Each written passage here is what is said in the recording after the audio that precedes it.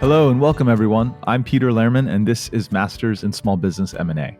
This show is an ongoing exploration into the vast and undercovered world of small business M&A, where we interview both the proven and the emerging owners, operators, investors, and advisors whose strategies and methods for transaction success have been put to the test. The show aims to surface the nuanced intricacies, the key ingredients, and the important factors that can improve your decision-making in your own journey in the world of small business M&A. This podcast is produced by Axial, an online platform that makes it easier for business owners and their M&A advisors to find, research, and privately connect with a diverse mix of professional buyers of small businesses. In addition to learning more about Axial, you can find this podcast show notes, edited transcripts, and many other related resources, all for free at axial.com. Hey everybody, this is Peter Lehrman. Welcome back to Masters in Small Business M&A. I am extremely excited to have a great guest on the pod today to start off the new year. Hagan Kappler has started Daisy, about 8 acquisitions in about 10 or 11 months. So moving really, really quickly, we're going to dive into the category and the story and everything related to Hagan and the business. Hagan, thanks so much for giving me this time. I'm excited to listen and learn. Thanks so much for having me. So on your website, you talk about the idea of building a business around smart spaces. That's sort of like the positioning of the category. Just tell us what Daisy is, and then let's get a little bit into like how you got excited about this category. Sure. Yeah, thanks so much. We're the first national small business and home technology installation and services company. So we install everything from TVs to speakers, security cameras, lighting, motorized shades, and then the connected systems that tie them all together. One day when we all have robots, we'll be the company that installs those robots and make sure they keep working. The differentiation for us, I think, is, twofold, essentially. One is this point about being a national brand. We're the only national brand, and there's a lot of value, we think, there in terms of, awareness, in terms of route density, in terms of operational efficiency. And then the second is this element of service. So there are a lot of mom and pops out there that do this installation side of the business, which we do, and our guys do really well. But we're also implementing an ongoing service component, similar to what you'd see in pest control or home cleaning, landscaping, just having kind of that recurring quarterly visit to just check in and see how things are going in your home. Yeah, I want to get to that. I'm interested in the business model for sure. I definitely have had mixed experiences with my local AV guy over the years, and I have often thought about whether there was an opportunity to create a brand and create a company that was excellent in this category and that predictably delivered like a great customer experience and had a ability to serve the customer after the installation in a way that felt really good. And yeah, it was always a business idea in the back of my head. Obviously, I never did anything about it, but you're doing a ton about it.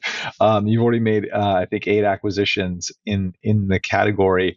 Before we get into the acquisitions, the business model, and the financing story behind it, I'd love to just understand how you got excited about this category yourself, not just from the consumer perspective, but as a business to pursue. So just, tell us the origin story and how you got excited about this category after your career in a bunch of related and unrelated categories. Yeah, sure. Yeah, I think just like your experience, what we saw across the board, customers on average have 22 connected devices in their homes. So I had spent 6 or 7 years in home services, like I mentioned, home cleaning, pest control. And I just felt like, okay, this is the most important service of all. Yet when you look at the customer's experience, they are as frustrated and overwhelmed, as you described. In fact, these devices, when people try to do it themselves, get returned, 50 to 60% of the time. So there's a vested interest from the OEM perspective. So there seemed like a logical, consumer need. And we set out to just understand the market opportunity and found that it was actually a $30 billion market. with no national brand. And I think there's an answer right there in terms of, why we don't see, that better, customer experience. And we set out to meet these business owners to see who might be interested in partnering with us. And from those conversations, we started to identify pain points that led to a better understanding of, as we were building up the company, we'd have to not just do a traditional roll up, like I had done in other areas like HVAC, like pest control, like, home cleaning, that just wouldn't, we were 20 or 30 years behind those other industries. We'd have to build out support for these companies in order to make sure that they could thrive, their teams could thrive.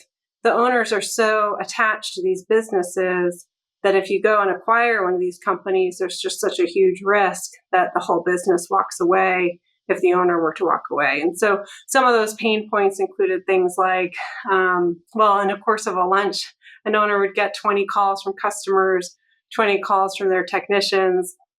So we knew we had to build a call center.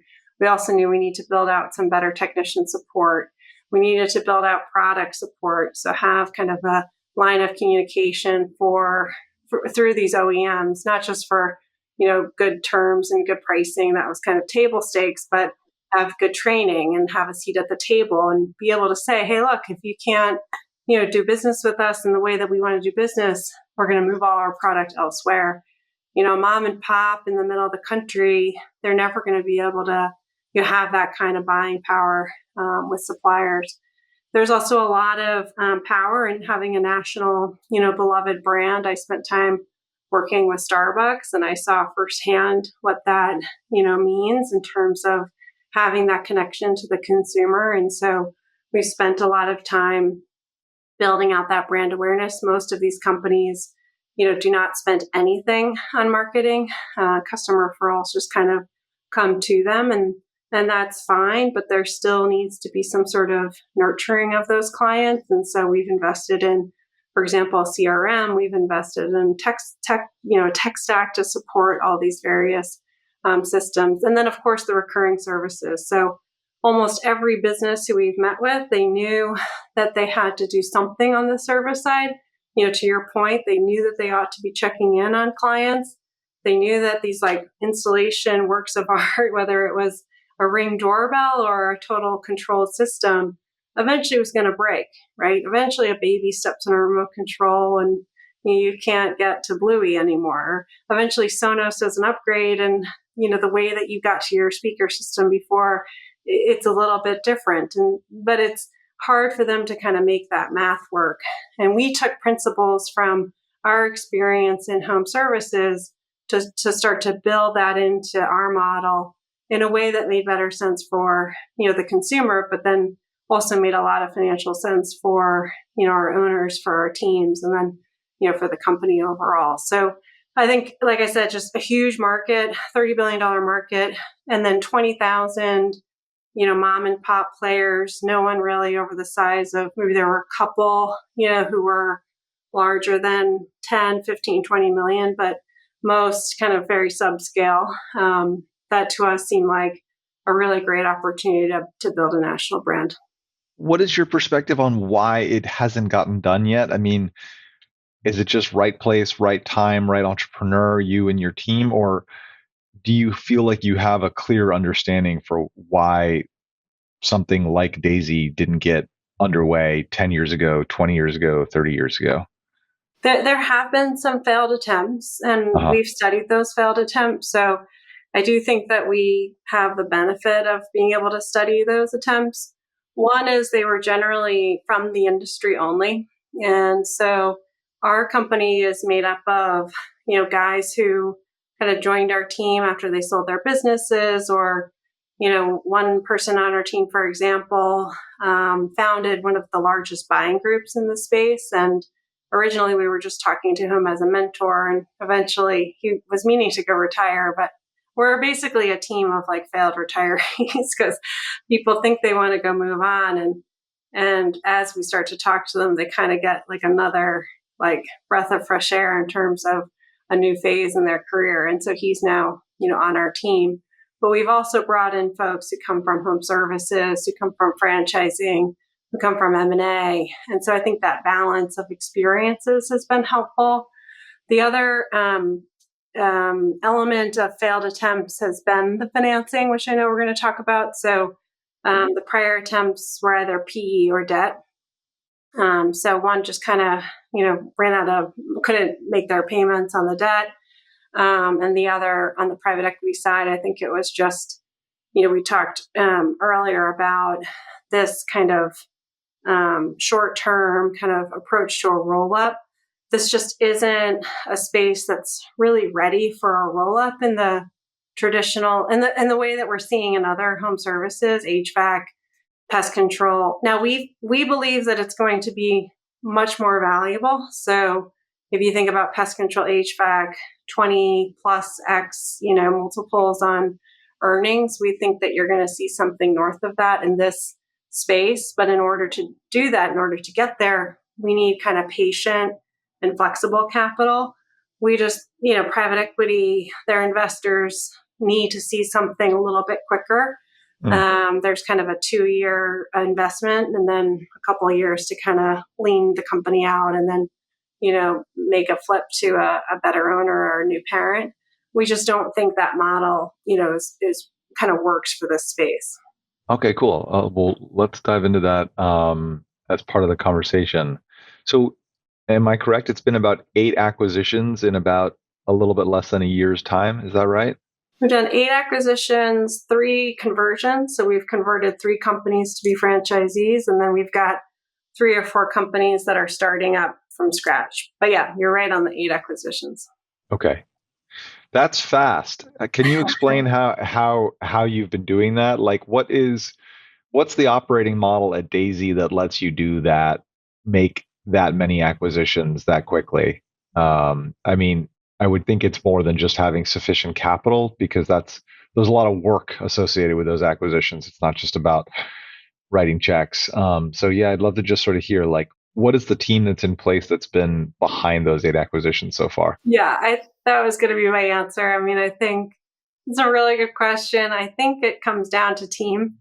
The original team was myself and my co-founder, Dion Pearson. Dion has decades of experience in M&A. He led the transformation efforts at Terminix, did, I think, 90 deals in like 18 months.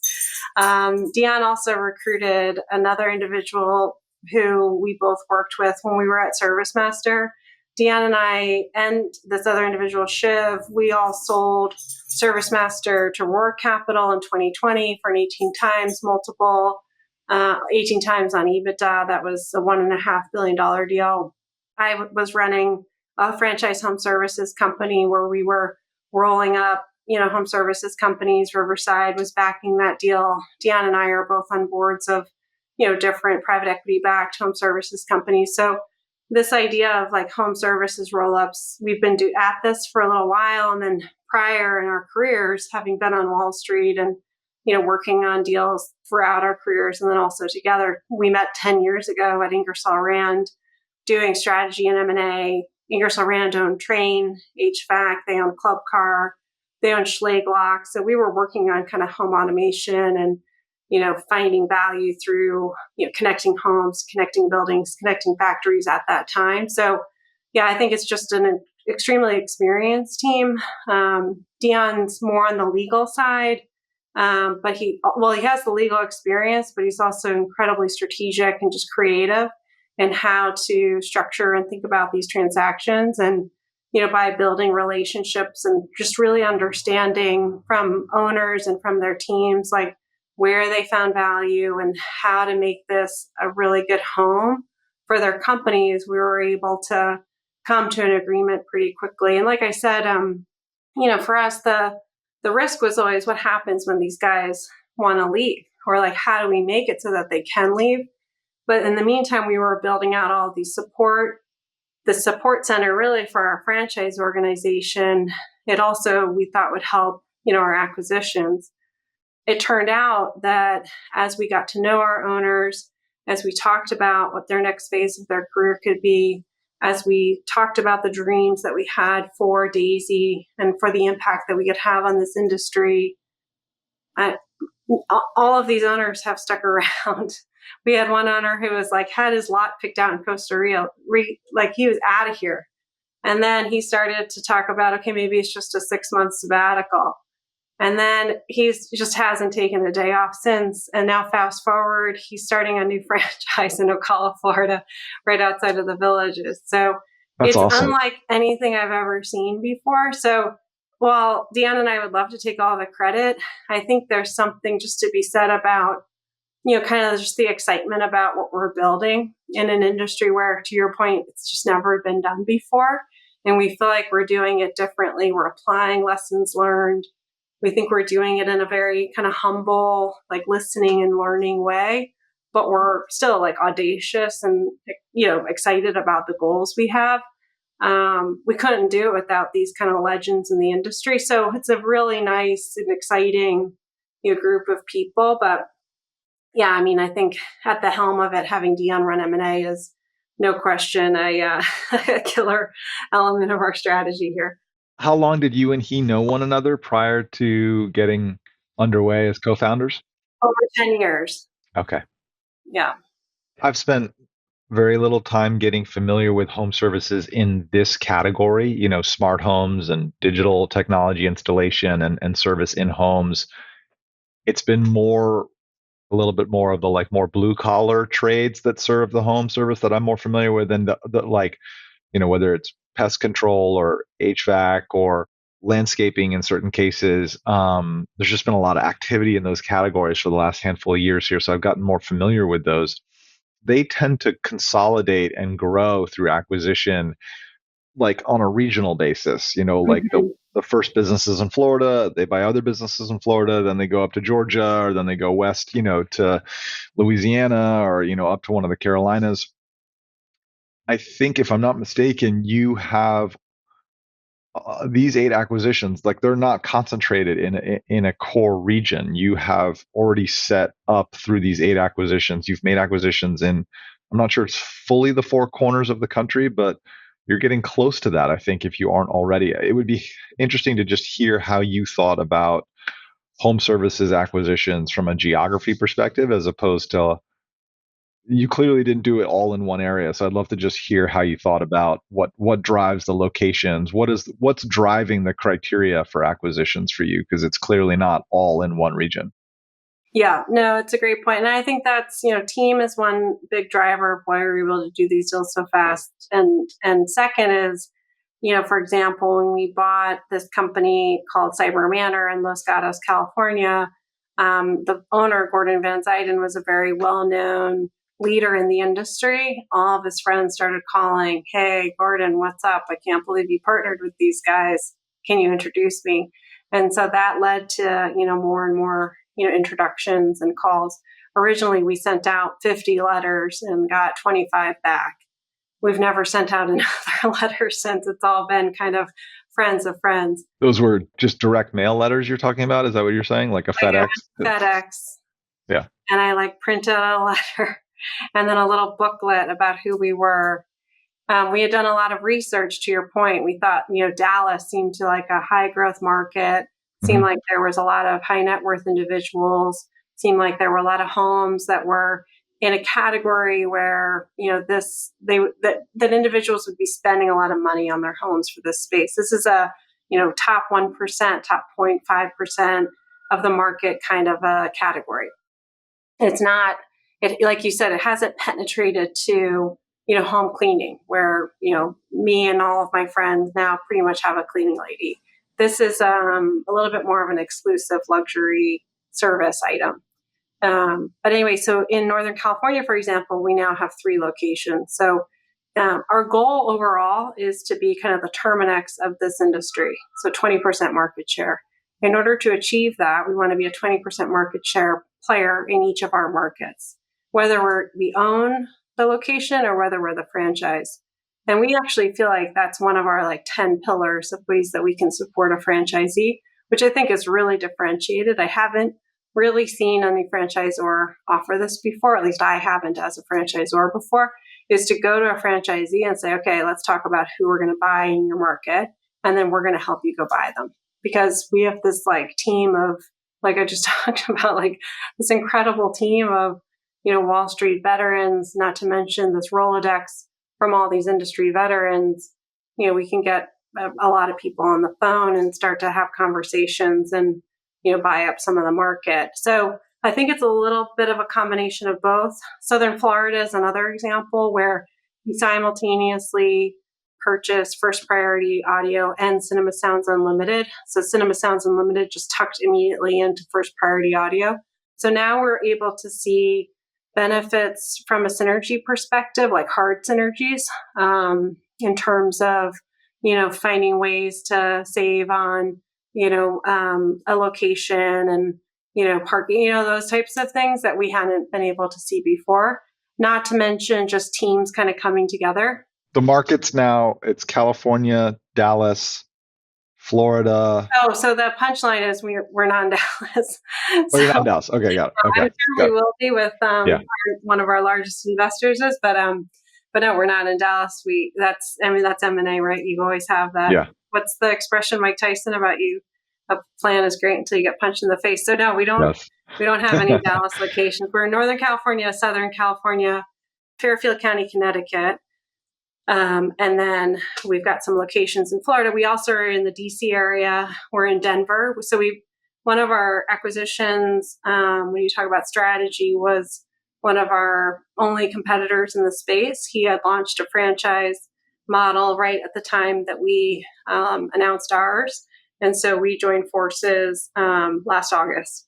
And so we, in conjunction with that acquisition, also got his franchise locations, his pipeline, and his sales team as well. Was he mostly Colorado centric, or was he in the Rockies? Or yeah, he was in Denver and looking at the Mountain West. Got it. Yeah. So it's only been 10 months in. I mean, there's all these different are these businesses working together or connecting in any way with one another right now? Like, it would be really interesting to just hear, I guess, a little bit about what's changing post close for each of these businesses. How much is changing? What are you trying to change? What are you trying to keep the same post closing? Yeah. I'm really interested, as I was saying myself, like, we did a renovation of like this apartment in New York that's kind of like my wife's and my forever apartment. And like, we made that decision with Lutron, and we were afraid, and smart speakers and stuff like that. And we just worked with a local AV guy, and he's a perfectly nice guy and stuff like that. But I mean, it's challenging, right? He's not organized around service. He's organized, we call him when we have problems, but he's not organized around service. There's nothing proactive. There's no quarterly, there's no maintenance agreements or service agreements. Right. And there's no preventive dynamic to any of it. Like if the Wi-Fi goes out right now, like you and I are going to have to record some other time. Right. And so, yeah, I'm just kind of curious, like what is changing post closing? How are you finding and buying businesses that are you buying businesses that have solved these problems, or are you buying businesses that are similar to the business that I, have been in the receiving end of? Just the selection criteria and what you're changing, I think, is just a really interesting area to understand. What are you keeping the same, and what are you hoping to change? I would say no one really in this space has unlocked that proactive recurring service in the way that you just described. Almost everyone in this space either knows that they have, or they have some sort of $1,000 service plan, and some people sign up for it. Some people, it's just hard for some people to wrap their minds around that, because it's like, well, I just spent, $100,000 on this system. I'll call you when I need to call you. That should be kind of how this arrangement works. So actually, the one thing that we have, one of the many things that we have launched that has kind of spread like wildfire across our network is this recurring service idea. We call it Daisy Care for now. I think, as I said, when we launched the company, the acquisitions, the franchising, the support center was really a means to an end. The end being, how do we get this, what I call like a tech guy. Yeah, same as you. I'm a mom with 4 kids. I'm traveling around the country. I need this. I want to be like listening to Bruce Springsteen when I'm making dinner. I want my Wi-Fi to work when I have an important call like this. I want the kids to be able to get online to watch Bluey or whatever when I need a moment by myself. If that stuff doesn't work, it's really frustrating. And I'm seeing the cleaning lady show up. I'm seeing the landscape guy show up. Like, where's the tech guy? And that to me seemed such a no duh. So what we've been playing around with and piloting and essentially launching across the network has been just a free quarterly, 30-minute kind of system check-in. And we've hired a team dedicated to this in each of our locations. And then the team goes around and they just sort of, like I said, check in. And it's testing to see things like the remote, are the remote controls working? Are things working? How's your Wi-Fi speed? Those types of things. But there's also obviously a conversation that happens in those experiences. So, you're a little bit noticing, it's funny that you guys have that smaller TV on that huge wall. And the customer's like, well, yeah, I know, because, 2 years ago, we talked about it and you guys told me the larger TV didn't have as good performance. It's like, well, that was 2 years ago. Like, technology is constantly evolving. Or why didn't we put speakers out here by the putting green? And the guy's like, I know, I hate that I don't have them, but it would be like $20,000. And I was on a visit where this actually happened. And our guy said, I think it's more like 8 to 10, but I'll send somebody out. These guys are not sales guys. They're just doing kind of a check-in. And what we've seen is, on average, it's $5,000 a visit in terms of proposals. Some are, $20,000 and some are just fixing a remote. But it's an average of 75 from a customer NPS. The customers love it. And it's just taken over in terms of, network adoption. We tried just a pilot here with 25 customers here in Orange County, spread to 100. And then we heard in Florida people that our branches were just doing it, just making it up as they went along. So we're like, okay, we just have to launch this thing nationwide. Now, what enables that is we've installed a CRM. And because the space has been so underinvested, the ability for a mom and pop to be able to get access to kind of what we would think are basic technology tools like a CRM, like field service technology, like a really solid ERP is just really challenging. And again, in pest, you have your pick of field service technologies. Like, it's hard to choose which one, and they're all pretty affordable and they all do the job really well. That just does not exist here. It's like a Frankenstein of these guys kind of putting systems together. Now we have one consistent CRM. So you can imagine I can have, thousands of customers who I've touched over the last 5 years, tens of thousands of customers. And the system can tell me, okay, these 80 customers probably need an Apple TV upgrade, right? Because that's why their performance of their TVs are degrading. And AI can probably just send an email, right? We don't even really need to touch. And they could say, would you like us to come out and visit? And it'd be, this much. And while we're there, we're getting to know the customer. Now, this is just because we're initially getting back into this. The goal here is we're really the steward for customers for their lives. And we think it's like a two-way street because it's not just about, upgrading or upselling. And it's not just about things breaking, but it's also about things change in your life. And also, how am I supposed to keep up with all the changes of technology? I'm about to go to CES and it's there's it's incredible how much is changing and prices are changing. So we just think that our role across the country is just to bring customers along, and then all these tools. So for example, HR is another area where we found that our teams couldn't keep up with the sales that they had. We had barely kind of turned the knob on marketing, and we just could barely keep up with demand. And so we had to get more technicians, and these technicians have to be very experienced. There's no trade school here. That's something that we're working on, but that's a longer burn. So we had to we hired a recruiting firm with no experience in this space because we didn't want to have, someone who was kind of tainted or someone who was poaching or someone where we get kind of, accused of, just being shady in the industry. So we just trained our own team externally to help, find really talented, experienced technicians and salespeople. And so now we have a really good pipeline and great way to get experienced staff, so that we can kind of both staff this recurring service engine that we have, and then make sure we have technicians and salespeople who can kind of keep up with that demand. Maybe it would be helpful to just make sure I know and any listeners who don't know, like what the core business model is for like the incumbent sort of smart home technology installation and services business. Like where is the margin? Why? How do the businesses make money today? It's clearly not a recurring revenue service Right. agreement that is the like source of the revenue and the margin today.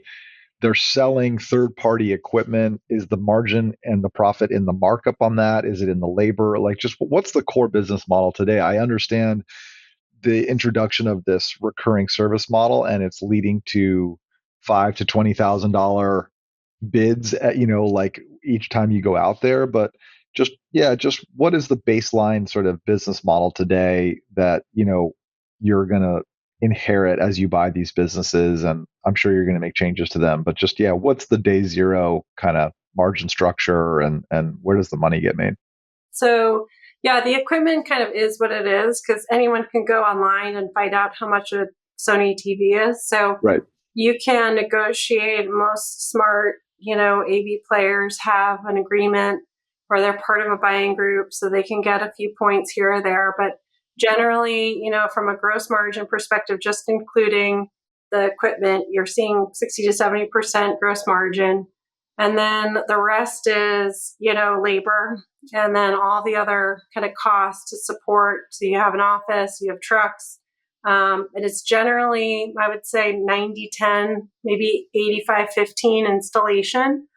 And generally, the EBITDA sort of net margins you're going to see are, as low as 5 to 10, upwards to 15 to 20. Our top branch is at 30%. So we feel like we have some best practices that can help branches be well above average. And right now, on average, we're at 17, actually, from the EBITDA perspective. So we're doing pretty well, but our goal is to, be well above average. Some of the areas where we dive in and help our branches, whether they're a franchisee or an acquired branch, are pricing.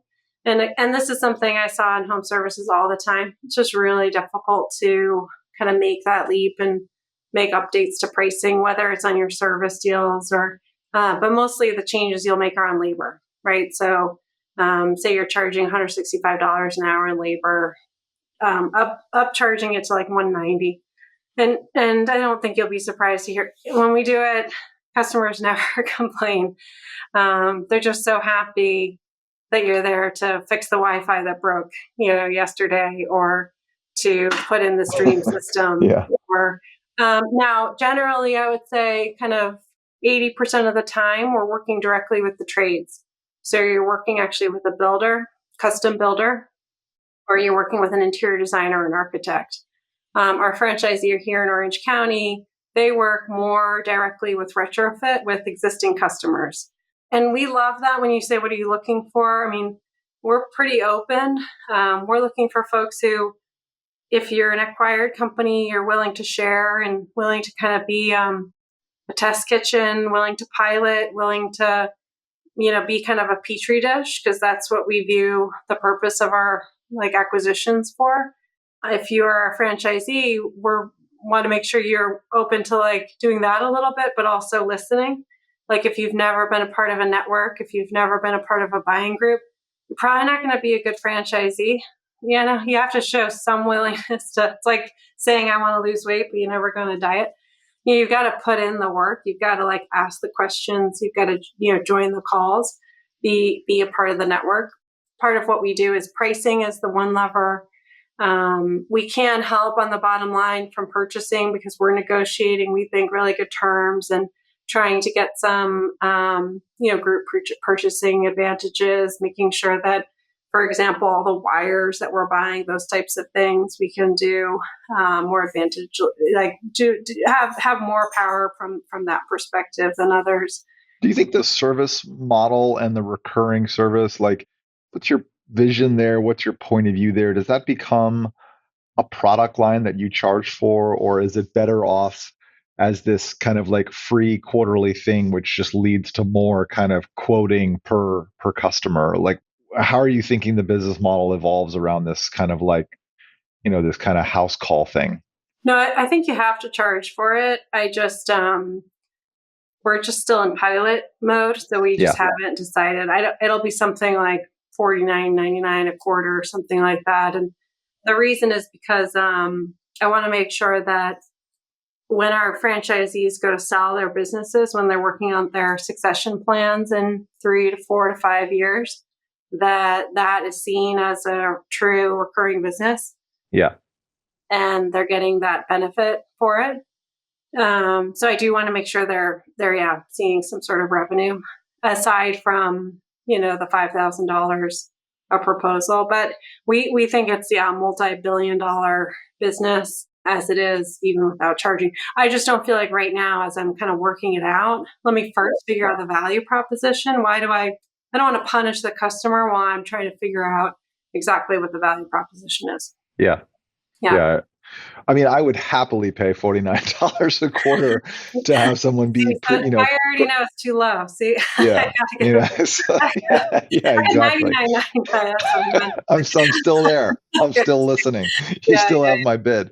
yeah. Because I also just think that, I mean, I spend a couple of days at home working in addition to working at the office here in New York. And Right. so the home office is more important today than it was pre-COVID. It's just way more strategic. And I have, a bunch of people that are 100% remote in a way that I never would have had before 2021. So I just think that like there's way more homes that are now offices than there were in 2019 and 2020. Yeah. They truly are full-time offices. And so I don't know, it doesn't seem like that's got to be part of the opportunity for Daisy and other things. Just the fact that there's so many more homes that are now true offices and need to perform, at that level. Can we talk about the franchising and the acquisition side and the flexibility that you have there? Yeah. Tell us about franchising and tell us about what you've done so far in the way of franchising so far for the business and what you're hoping to see open up in terms of flexibility and growth there.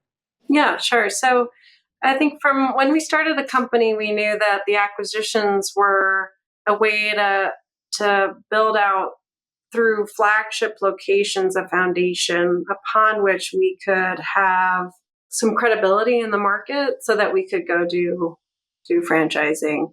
One of our first companies who we met here in Orange County, who we really built the company right alongside with, he got excited about this idea of being kind of able to participate in the value.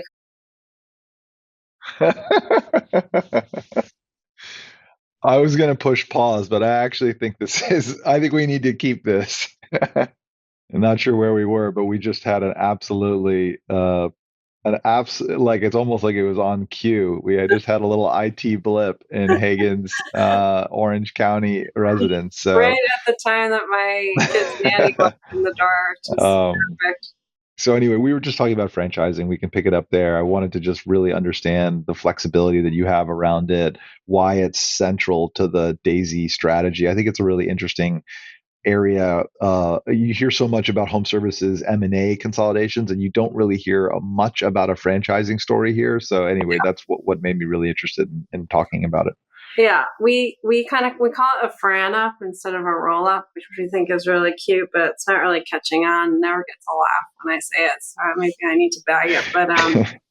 But yeah, so we feel like given the fact that valuations are so low in this space, just because there's no real consolidation happening, and given that there are young owners who, when we talk to them about a potential acquisition, they're kind of like, okay, so you'd not really give me the value that I think my business is worth. And I still have the energy to hang. Like, what would I go do next anyway? And part of this is they have really poor quality of life because, like I said, they're on the phone all the time with customers. Friday night, they try to go out to dinner with their wives. They're taking calls from technicians who are trying to get out to dinner with their families, So it's like, how do we improve?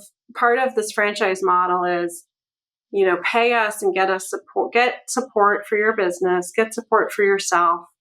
As you improve your quality of life, you're actually increasing the value of your company. Because if you're improving your quality of life, you're stepping back from the business, Yeah. which makes the business a lot less risky for a potential buyer. Totally get that. Meanwhile, as part of our franchise, we're building out our own stable of buyers. Like, that's what we do. We have our own sales team, and we're out there marketing the brand and marketing this franchise opportunity, and helping you kind of consolidate, like you said, within your region, and building out that route density and figuring out ways to make this a more valuable business. So, we're talking to owners not about, converting their business and, just to kind of put dollars in our pocket. We're talking about, how do we help you create real generational wealth, while improving your quality of life? So for us, that, all along we said, okay, let's do some acquisitions, create a foundation, and then go and franchise just to scale.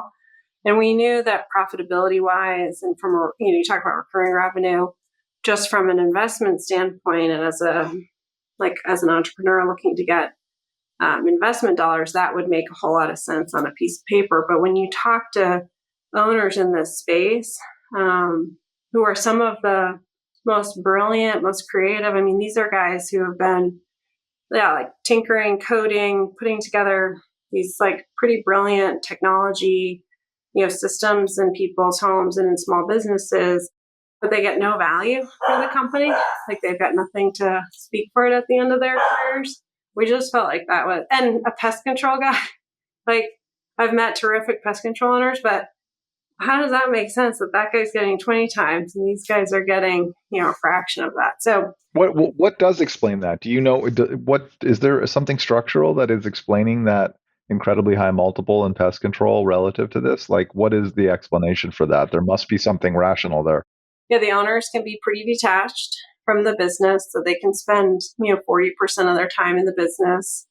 High recurring service business, right? It's pretty much all recurring. You go around, spray pests, it's $250 a quarter or whatever. Now, the difference, we think, in this industry is, we come around every quarter. In pest, you can never tell a customer, okay, now actually the spray is $1,000. It's so much better than it was. There's no opportunity to like enhance the value of the spray or what you're offering. So we're really excited about the value potential of this recurring service. We think it's going to be like the most it's the most important home service, and we think it'll be the most valuable once we kind of operationalize and unlock all that value. But yeah, the recurring service, owner's pretty detached from the business. There's still a lot of fragmentation. So the top, say, 20 players still make up half of the total market. So there's still a lot of consolidation opportunity. So you can buy, I'm on a board of a small pest control company in Phoenix, and we still have a ton of companies that, we can consolidate in that market and in markets around there and build out a really strong, marketing presence right in those, neighborhoods, so that we can take that to a potential, financial sponsor or strategic, looking to be strong in that space. Here, there's just so many risks because, like I said, everything's in the owner's head. There's no real systems or technology in place. There's no kind of, like trade school that's feeding you the talent here. So because we're like building all of this from scratch, we're kind of helping to take that risk away. On the franchising side of things, if someone was to build Daisy, but 100% through M&A, and then someone was to build Daisy 100% through franchise, Yeah. what would you say? I mean, I think maybe we can dispense with a conversation around what you need to be great at if you want to do it through M&A. If you want to do it through M&A, you've got to be great at sourcing, you've got to be great at integration, you've got to be great at underwriting, you've got to be great at the post-closing things.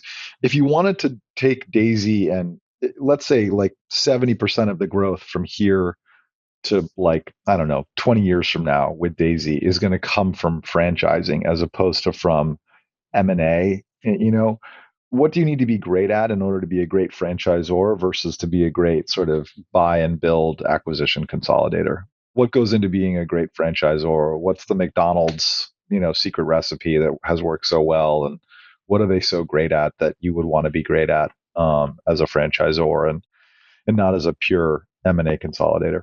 Well, it's so funny in this space, it's not too different. That's the thing. To be a great in this space, to be great at M&A, you also have to build out resources and support for your franchisees and really truly like care and support for them and not just like pay lip service to it. And so many acquirers and so many franchisors kind of do a song and dance during a sale process. In this case, you just you can't kind of hope for the best. You really do have to build out training and support materials for the front line, which we've done. We've built out career paths for all of the talent. You're a little limited on the franchising side just because the employees aren't your employees, but that's where having these owned operations really help, because we can say, look, every time we do an acquisition, we give full benefits to every technician and their families, because this is a service business and people are most important. We don't make speakers and we don't make TVs, so we have to make sure our people are well cared for, and don't just like take it from me. Look at the results. Like that's all I can show you is what that ROI has been. We give every single one of our employees stock in the company. How do you, Mr. Franchisor, make sure that you're helping each of your employees participate in the value creation of your company so that when you do, turn the company around, you make sure that every day people are waking up and trying to help you, achieve that payout right along with you. But yeah, it's all that support for the owner or for the manager. It's the same on the franchisee side as I think it is when you buy the company in this space, just because the space has been so neglected. Are there any considerations or related to like corporate owned versus franchisee in different territories? Or I just don't know the sort of like Starbucks story or the McDonald's story, these other sort of big franchise versus non-franchise stories well, but would you consider like locations, or is it really just situational and just getting the right people? And in some cases that's going to work well with a franchise, and in other cases it's going to work with an acquisition. Is it just kind of like situational? It's definitely selecting markets. And in our case, we just have a lot of flexibility and options. So we'll see, I mean, it could turn out that, we call it greenfield or net new. It could be bringing people from outside the industry and having them start from scratch. That we are investing in that. We really want to make sure they're successful. That could be a path that we decide to supercharge. It could be a path that we decide to, emphasize more the conversion play for a little while until we make sure that we can get that net new story right. So I think that's another element of where kind of the venture funding helps a lot, because we have flexibility in our business case. It's not like private equity necessarily, or at least my experience with private equity, where there's one business model and I've had to stick to it. Also, I'm an owner, I'm in control here. So I have options to I can play around with these options and make calls. Before I was, I was helping on behalf of an owner. And so I had an obligation there to kind of follow down a path that someone was directing us toward. Here we have options. And so it's different, I think, to be in the driver's seat. But yeah, I think optionality is super helpful, and looking at the data and seeing, which one works best. In terms of locations, in terms of franchising, certain markets are just like sometimes they just take longer to get clearance to be able to be a franchisor. New York actually is one of those. So yeah, so have your AV guy give us a call if he wants to be purchased by Daisy, because we could give him a great deal. So that's where we went. And since we already own in Fairfield County, we're not going to necessarily plop a franchisee and have them compete with our own location. So that's Fairfield County, Westchester County, Manhattan. That's probably an area where we're more likely to grow through acquisition. That's a I great see. example of how we make a choice there on franchisee versus owned. And if I heard that correctly, that's just because the licensing complexity is simplified by acquiring. Well, one, for example, we don't have approval to sell a franchise in New York quite yet. So their process takes longer. And that's a state approval process you're going through, Yes, Hagan? you have to be Okay. approved. Certain states you have to register. So you've got to make sure that you've got approval in those states. Some are just, faster than others. And so that's one where we have to just. I'm not surprised that New York is not that fast. and I'm also not that surprised that the Sunbelt states are probably much faster and much easier. But since we already own a location in Fairfield County, I don't, we were probably more likely to want to own something in Manhattan anyway. Plus, it's kind of cool to own something in Manhattan. I agree. There's also a ton of great opportunities probably on the eastern end of Long Island with all the incredible real estate in the Hamptons and the Hamptons area. Those homes are all filled with. What we find, and we find this in the West Coast, we find this that with this clientele, when we're talking about this high-end luxury market, is clients don't usually just have the one home. They also have a home in Park City, or they have a home in the Hamptons, or they have a home in Palm Desert, or they have a home in Tahoe. And if they're building these homes, you want to have your trusted tech guy. And so Yep.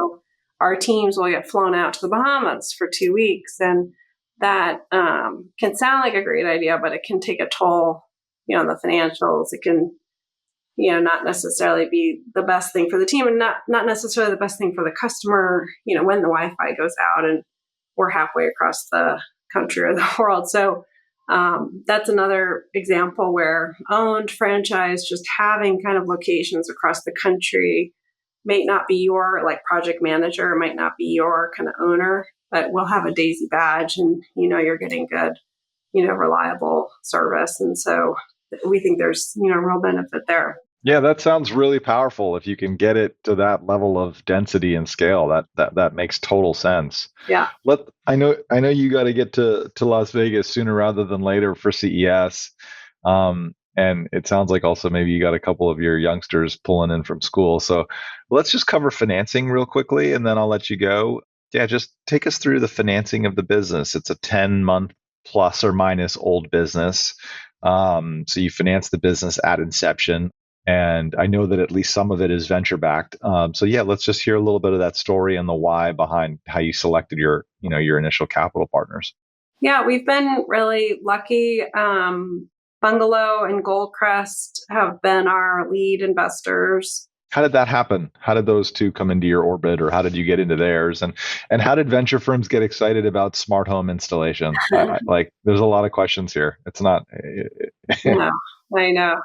2 summers ago, well, actually, before 2 summers ago, I had been running Threshold Brands, and one of our brands was Made Pro, one of the largest home cleaning businesses. And I always had this idea that we needed to have some sort of an app to communicate with customers. I feel like if I'm, as a customer, I'm more likely to want to be texting, my cleaning lady, or texting our office when I'm boarding a plane or online at the grocery store, than trying to talk to somebody on the phone or call somebody back. And it's just very challenging for franchisors and for teams when you're kind of pretty far along to be investing in those types of technologies. Interestingly enough, not at Daisy. Those are things we're doing, from day one. But in our case, we weren't an engineering firm. We were a home cleaning and a marketing company. But there was a company called House Account. They were a team of guys who had been very successful kind of digitizing the food space. And so they all had, I think, moved to the suburbs and realized what a pain it is to try to manage a home. I guess you experience it in New York City as well. But we're trying to do the same thing in the home services space. And thought that maybe they could do it better at scale with a franchisor. And so we had done a pilot together very successfully, and they had a seed investor, Bungalow. So when I was coming up with this idea and playing around with a very wordy, like 50-page, my background is Goldman Sachs and McKinsey, so it was a very like McKinsey-y deck. And I sent it to the founder of House Account and was like, Wiley, is this something, do I have something here? What are your thoughts? Unbeknownst to me, he had forwarded along to Bungalow.